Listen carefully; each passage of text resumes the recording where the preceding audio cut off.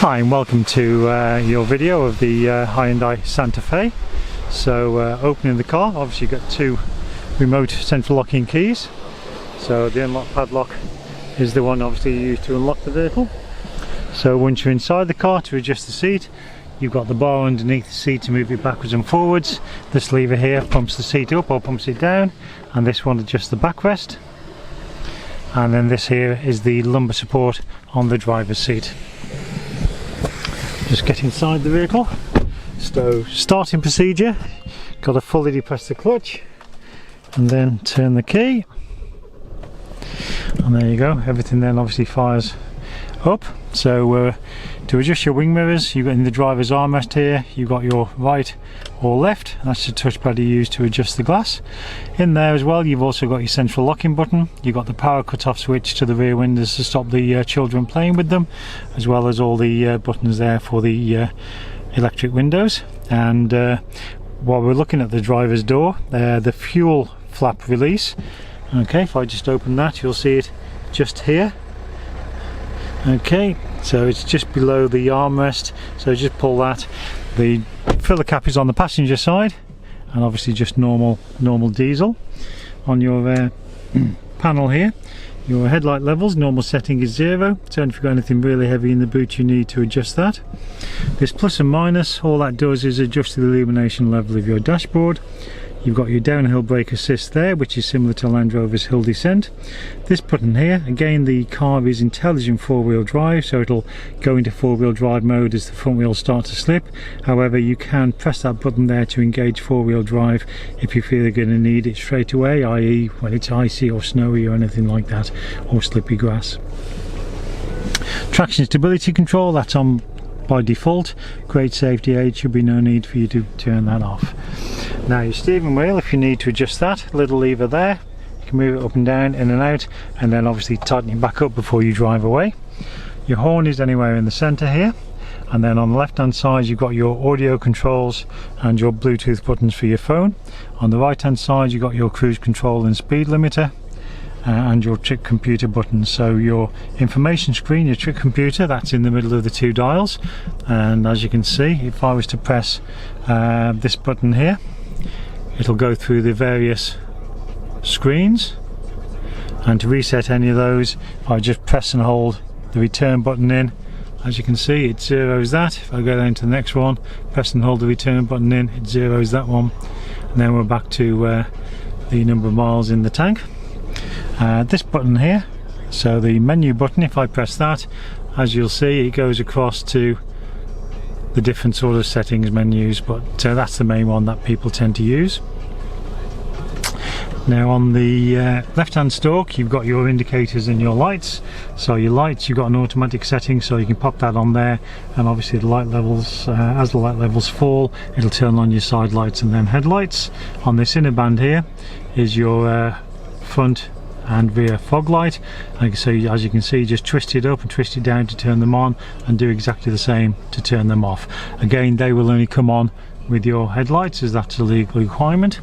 On the opposite stalk you've got your wipers. Again, there's an automatic setting, and you can vary the sensitivity of the sensor, least sensitive to most sensitive, and twist a bit on the end, that's your rear wiper.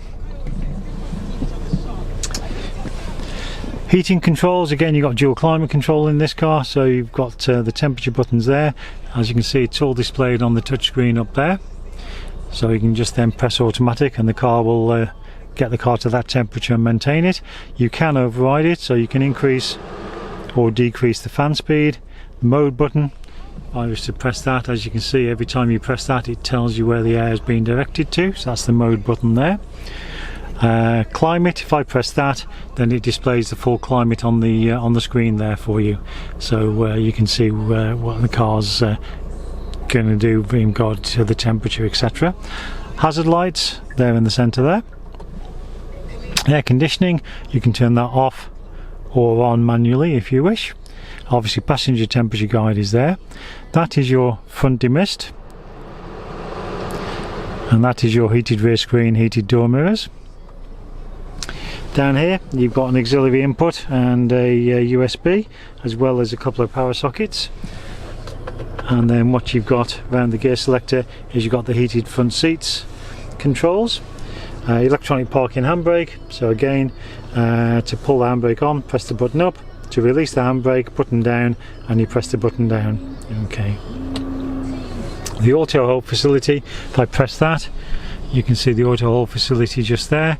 So again, when you've got that system turned on, and you have to turn it on every time you start the car if you want to use it, if you press your foot on the brake, when that turns from white to green, when it's green, the car is holding itself, so you can take your foot off the brake. As soon as you start to release the clutch and apply the accelerator, it automatically releases. Now your satellite navigation and camera. So first of all, we'll go to the radio. So as you can see, you've got your radio. Your CD is at the top here. That's your eject button. So to choose a radio station, go to list, and as you can see, they're all listed here. So you can just go down or up. And so we'll put radio 2 on, for example, and as you can see, you can all choose from those. You can go to presets, so if you wanted that, as you can see, it's already saved in the presets here. So once you've saved them to your presets, okay, what it means is by using this up and down button here, if I was to press that, it goes through the presets for you. There we go, pop it back on radio 2. Navigation wise, so that's the disclaimer that comes up. Press agree, go into addresses, and then postcode, and then you can just type it all in. It's all touchscreen.